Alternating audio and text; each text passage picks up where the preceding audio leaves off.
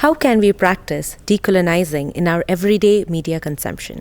So I'm going to quote here a Kenyan filmmaker, Judy Kibenge. You are what you watch. You are not only what you eat, you are what you watch. So we have to be very conscious about what we feed to our eyes and our ears in terms of film, screen media, the news.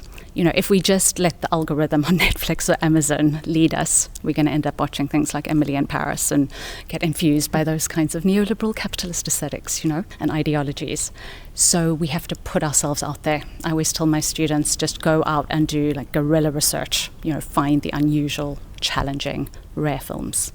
What's your favorite film at the moment? It's a film called Shoplifters by Koreda Hirokazu, a Japanese director. It is one of the most gorgeous films I've seen about human relationships, and it really expanded my understanding of what family is.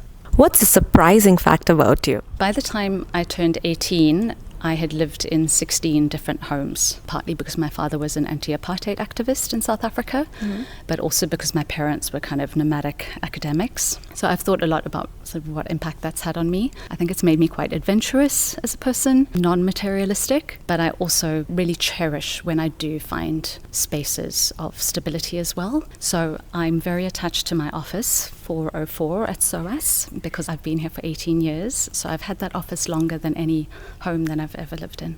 What's a must-read book on your reading list? A Life of One's Own by Joanna Biggs. She explores the work in that of famous women writers like Mary Wollstonecraft, George Eliot, Zora Neale Hurston, Toni Morrison, and others. And she looks at their writing, but she also looks at their life stories, which are so inspiring, because these are women who dared to live their lives unconventionally. And I think in too many parts of the world, women are constrained in the ways that we're able to live our lives. We don't feel like we can live freely. And so that book is not only one I love, but it's actually become a guide for my own life. Do you have a favorite quote? So this is from Bell Hooks' All About Love.